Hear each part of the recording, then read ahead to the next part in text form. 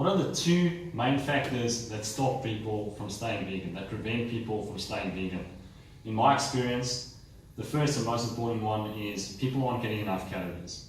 Often when people go vegan, they tend to eat foods that are low in calorie density, and they eat a lot more vegetables, and vegetables really have fuck all calories. We're talking like 20, 30 calories per 100 grams. And if you're loading up on a kilo of vegetables per day, you're going to run a serious caloric deficit. So people focus on that. And not only that, that brings us to factor number 2. Vegetables taste like shit. Especially if you're eating raw vegetables. Now, how in the world is that going to be sustainable when you're eating raw vegetables and you're eating fuck all calories? It's not. You're going to find these people are getting back onto the meat and dairy bandwagon within a month. So this is a setup for complete failure. So what I suggest is eating food that is incredibly tasty and packs a caloric punch. So I recommend eating high carb, low fat vegan foods. And at the same time, this shit is going to make you healthy and it's going to make you lean as fuck. It's going to turn you into an athlete if you do some sport, of course. Because if you don't do sport, you're just going to get lean, but you're not going to get toned. You're not going to have any muscle. So you're going to be skinny fat, basically. But what should people eat? Give examples. What should people eat? Man, there's so much. There's so much to eat.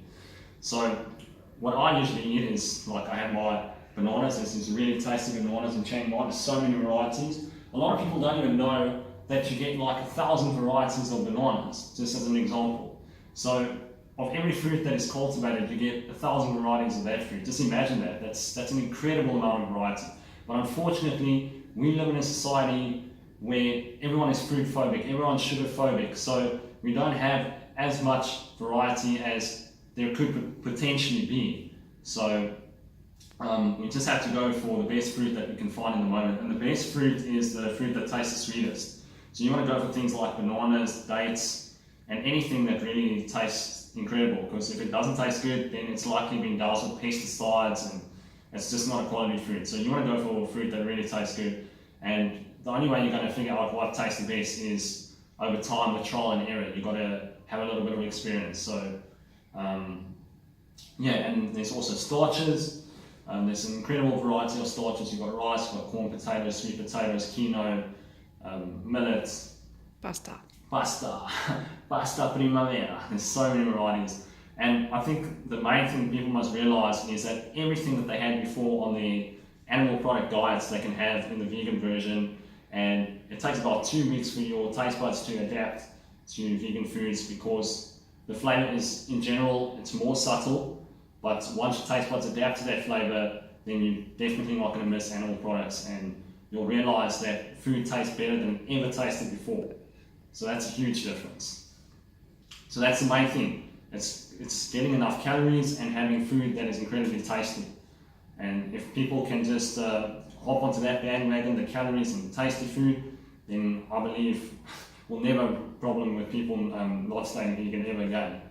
And then we've got the second concern, it's the ethics of veganism.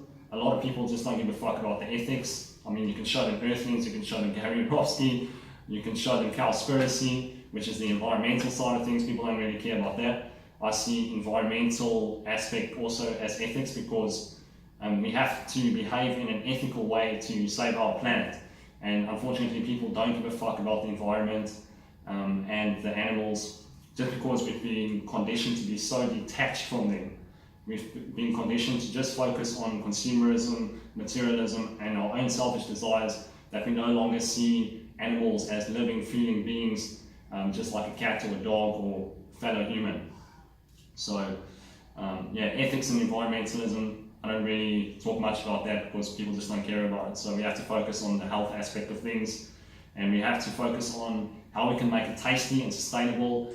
And once people get into it for the health, then later on they realize that, fuck it, what I'm doing is incredibly shit to the animals and it's incredibly harmful to the environment. So yeah, that's it. How to stay vegan long term.